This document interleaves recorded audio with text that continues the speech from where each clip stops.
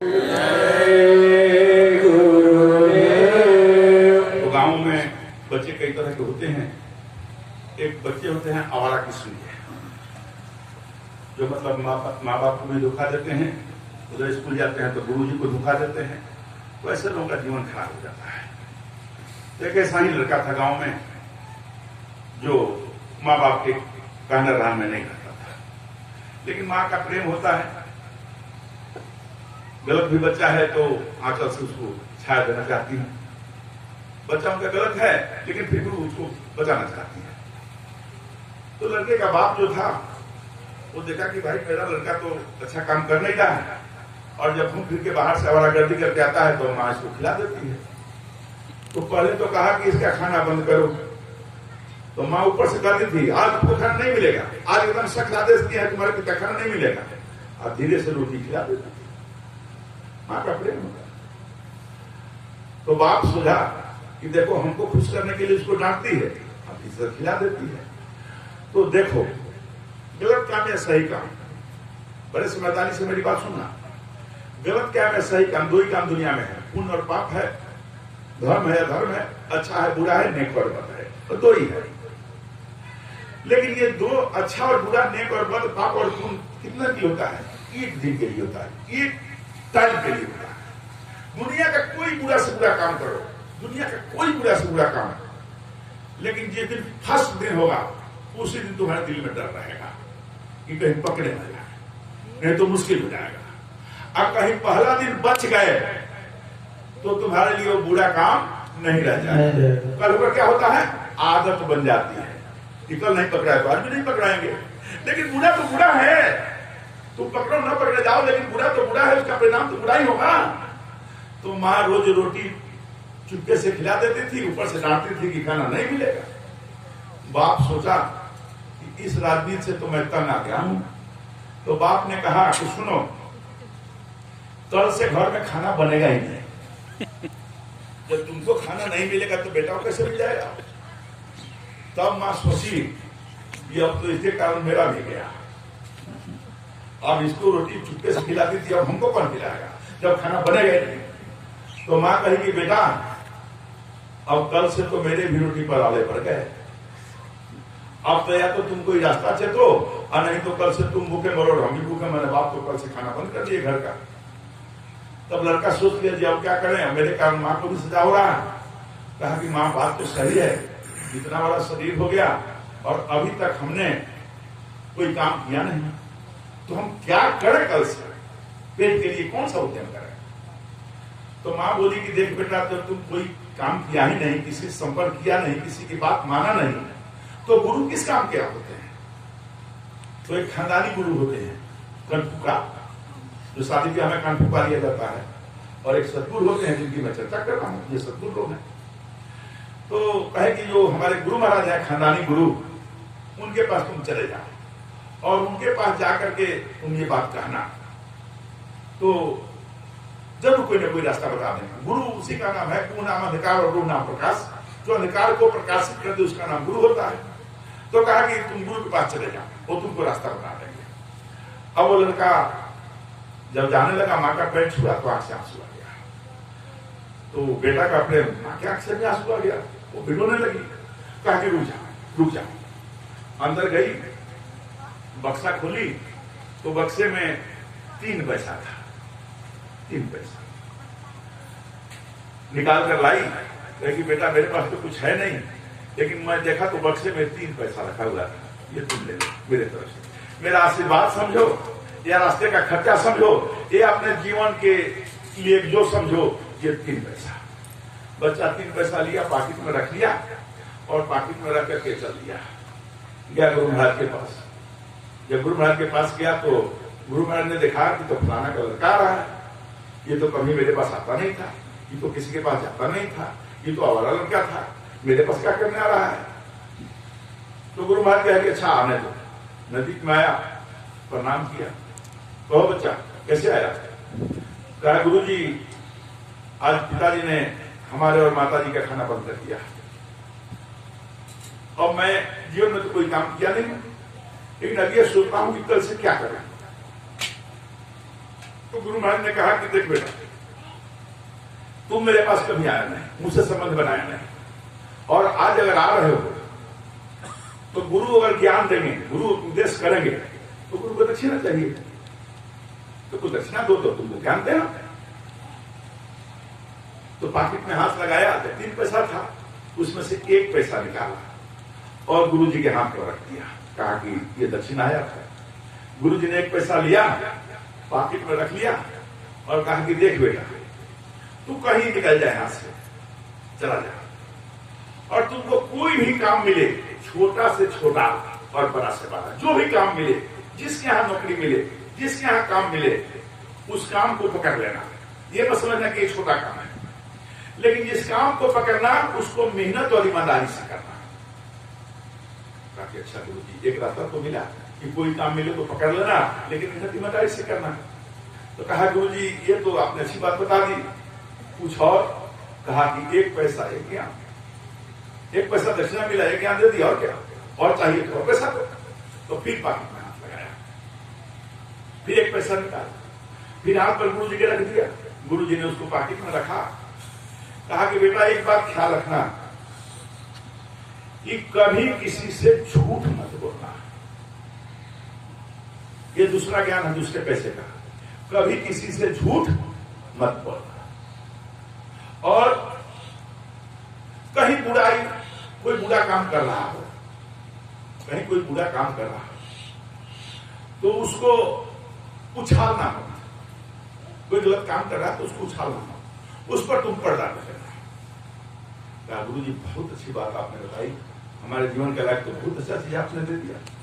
कहा कि ठीक है, अच्छा गुरु जी कुछ और बता दीजिए। कहा कि 2 पैसा 2 ज्ञान, 2 पैसा 2 ज्ञान, और ज्ञान चाहिए था, और दक्षिणा दो। तो फिर पॉकेट में हाथ लगाया तो तीसरा पैसा निकाला, फिर गुरु जी के हाथ पर रख दिया। गुरु जी ने पॉकेट में पैसा रख लिया। गुरु जी ने कहा कि देख बेटा,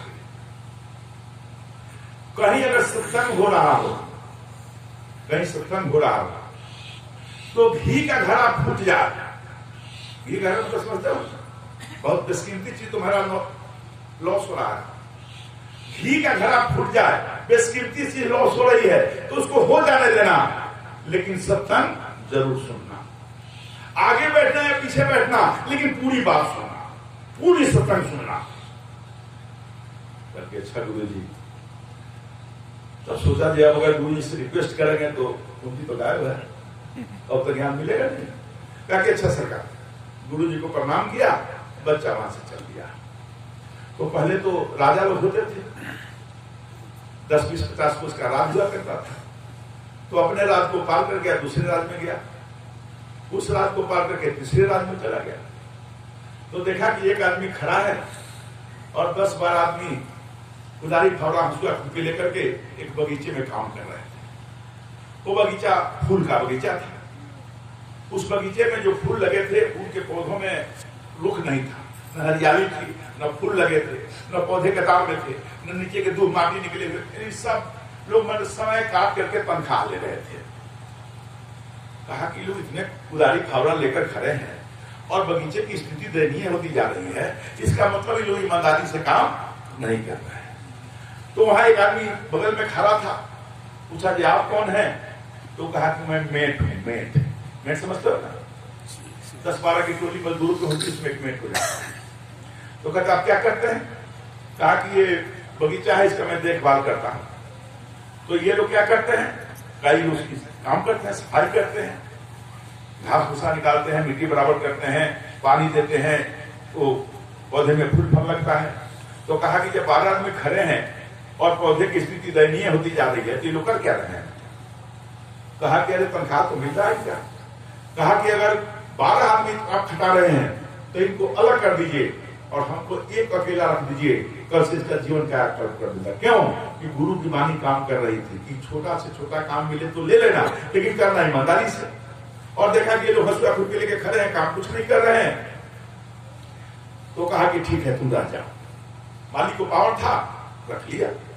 ये 12 आदमी खड़े थे, उनसे एक कुदारी लिया और कुदारी लेकर के भीड़ गया उसमें, और 2-3 दिन के अंदर अकेला पूरे फुलवारी को कोड़ काट करके साफ सुथरा करके घास निकाल के कतार करके जो पौधे बिल्कुल सूख चुके थे निकाल दिया, क्यारी बना दिया, पानी पटा दिया, गोबर डाल दिया, यानी कायाकल्प कर दिया।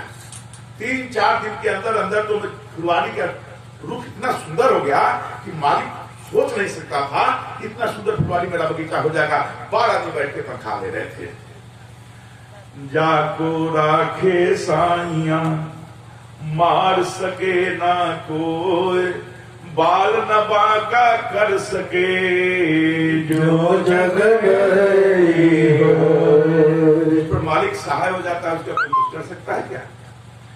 जैसे 4-5 दिन के अंदर बगीचे की स्थिति सुधर गई। राजा ने कहा कि आज हम फुलवारी का इंस्पेक्शन करने आएंगे। कहा कि आइए। राजा जब गया तो अपने जीवन में इतना सुंदर बगीचा कभी देखा ही नहीं था। कहा कि भाई इतना सुंदर बगीचा किसने बनाया, किसने मेहनत किया? राजा अधिकारी जब काम करने वाले पर खुश होते हैं तो इनाम देते हैं। अब वो इनाम देना चाहे, सुंदर बगीचा देखकर इनाम देना चाहे। अब माली वो 12 कोढ़िया जो पहले से खड़ा था उसको लेकर के उसका कुछ करता नहीं था। तो माली ने कहा कि मालिक एक ये लड़का आया है अभी 2-4 दिन पहले और फुलवारी की स्थिति दयनीय थी, देख करके कहा कि हमको आप बहाल कर लीजिए तो हम इतना मेहनत कर देंगे, इतना बढ़िया फुलवारी बना देंगे। जो आप देख रहे हैं इस बच्चे का क्या बात है? राजा ने कहा इतना मेहनती लड़का और इसका कायाकल्प कर दिया बगीचे का। तो कहा कि जब इतना सुंदर और मेहनती लड़का है तो इस मेहनती लड़का को तुम माली का काम ले रहे हो, इसका प्रमोशन करो, ये मेरे दरबार में काम करेगा। अब उसको लेकर के चले गए दरबार में और राजा अपने साथ रख लिए। राजा के बगल में बैठ जाता था, राजा जैसे करता था वो सब काम करता था, एकदम ऑनरेबल, एकदम ईमानदारी से काम करने वाला। 3 दिन के अंदर प्रमोशन पाया था, बड़ी खुश था लड़का। 2-4 दिन के अंदर ही जैसे देखो घर में चावल बन रहा है ना, तो अब तक कुकर में टोने का कोई सवाल नहीं है। कुकर में चावल पता है क्या? पहले तसला उसला बनता था तो चावल टो करके पता करता कैसा है। तो वैसे ही 2-4 दिन साथ रह जाए तो आदमी का तो पता चल ही जाता है किसी विचार का आदमी है। तो राजा ने देखा कि लड़का तो बड़ा ईमानदार है, चरित्रवान है, बहुत बढ़िया मेहनती है। तो राजा विश्वास कर लिया। राजा को संजोग से कहीं जाना था राजा को। तो राजा ने कहा कि देख बेटा, मैं 2-4-10 दिन के लिए कहीं जा रहा हूं बाहर और तुम्हारी अब जिम्मेवारी बढ़ जाएगी। क्या बढ़ जाएगी? कि मैं जो काम ले रहा हूं ये तो तुमको करना ही पड़ेगा। इसके अलावा यानी रात में तुमको रात की चौकीदारी करनी पड़ेगी। क्यों? कि रात में जब मैं नहीं रहूंगा तो ये नौकर चाकर सब सो जाएंगे कि राजा तो है नहीं, कोई पकड़ने वाला है नहीं, तो सो जाएंगे तो रात में गड़बड़ हो जाएगा। इसलिए तुम्हारी एक और जिम्मेदारी बढ़ती है कि दिन में ड्यूटी करने के बाद रात में तुमको रात भर की चौकीदारी करनी पड़ेगी। कहा कि हजर जो आदेश हो, जो ऐसा आदेश करिए मैं इस काम को करूंगा। राजा बेचारे कह के चले गए। ये बेचारा दिन में अपना काम किया और रात को लाठी लेकर राजमहल की चौकीदारी करने लगा। तो रात का समय था और रानी के जो रूम था राजमहल में जिसमें राजा रानी रहते थे उसका खिड़की खुला हुआ था। जब वो सामने से क्रॉस किया तो देखा कि खिड़की खुली हुई है और रानी मंत्री के साथ गप कर रही है। कहा कि भाई ये तो मंत्री है और रात में रानी के पलंग पर, ये तो बड़ी मुश्किल बात है, अगर कोई देख लिया तो राजा की नाक कट जाएगी, ये क्या हो रहा है? तब तक उसको गुरु की बात याद आ गई कि कहीं कोई बुरा काम कर रहा हो तो उसको उछालना मत, उस पर पर्दा दे देना। बेचारा दौड़ा हुआ गया, गमछा उतारा और सोचा कि खिड़की पर मैं पर्दा दे दूं। वो खिड़की पर पर्दा देने लगा। तब तक रानी की निगाह पड़ गई लड़के पर। रानी की निगाह लड़के पर पड़ गई। अब रानी सोची कि मेरी गलती को तो इसने पकड़ लिया और ये राजा का विश्वासी नौकर है, अगर कहीं ये राजा से कह दिया तो मेरी तो हिसाब किताब लग जाएगी। अब रानी सोची कौन उपाय किया जाए कि इसको जल्दी इतिहास खत्म हो इसका। वह रानी तुरंत कोप में चली गई। पहले रानी नाराज होती थी ना करके चली गई थी कोप भवन में विरोध प्रकट करने। अब कोप में गई तो राजा को सूचना गया कि रानी कोप में चली गई। राजा बेचारा दौड़ा वहां से आया। जब दौड़ा राजा आया, कोप में गया, रानी के पास पूछा, अरे क्या हुआ, क्यों नाराज हो गई? कहा कि हमारी नाराजगी मत पूछिए, हमारा जिंदा मुंह देखना चाहते हैं तो नयका नौकर जो लाए हैं उसका जल्दी हत्या करवाइए। रात तो वहीं से खुलने वाला था। राजा ने सोचा कि हमारे साथ विश्वास पात्र बन करके और मेरे रानी के साथ कोई ना कोई घात तो किया ही है, तब तो रानी करेगी फांसी दिलवा दो, कटवा दो इसको।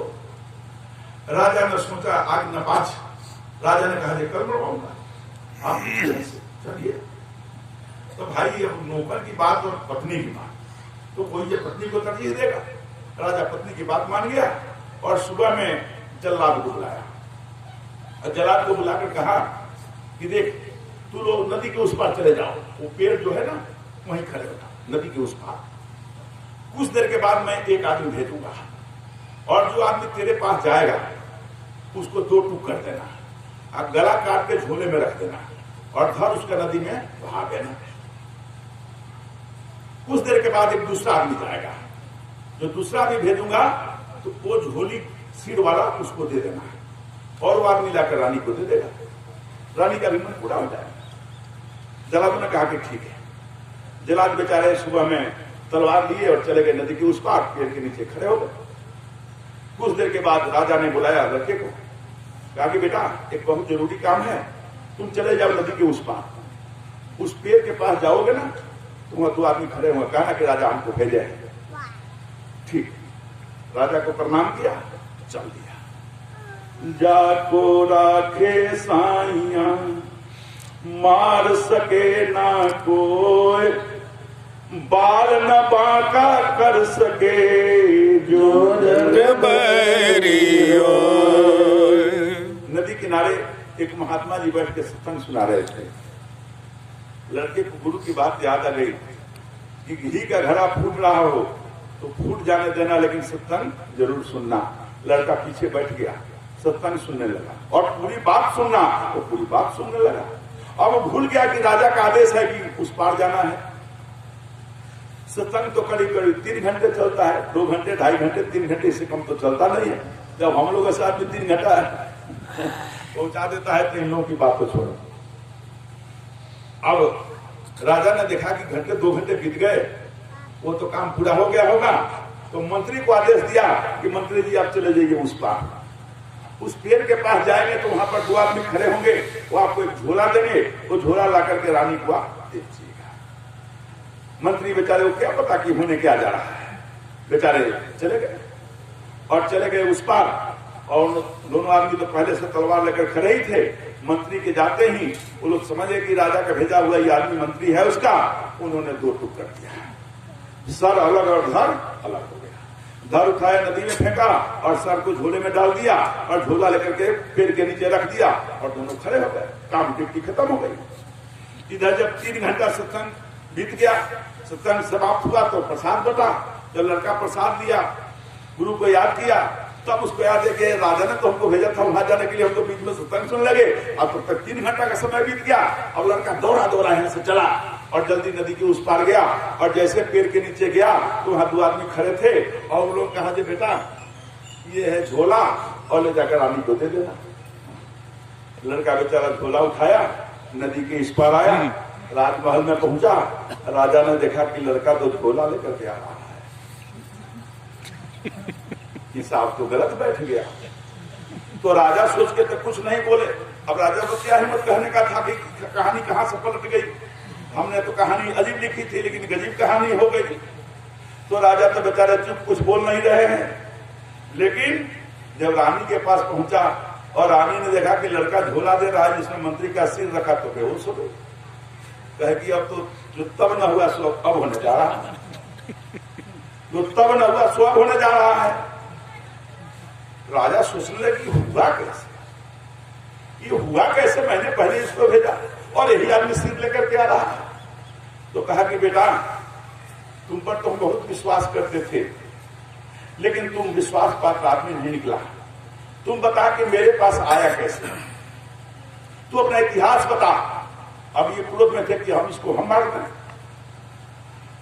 तो राजा ने पूछा तो लड़के ने कहा कि मैं घर का एकदम आवारा व्यक्ति हूं, लेकिन जब मां का भोजन बंद हुआ तो मैं घर त्यागने का सोचा। लेकिन मुझे दुनियादारी कुछ नहीं जानकारी थी, दुनियादारी क्या होती है मुझे कोई जानकारी नहीं थी। मैंने माँ से पूछा, उसका चरण स्पर्श करके कि माँ मैं क्या करूंगा, कहाँ जाऊंगा।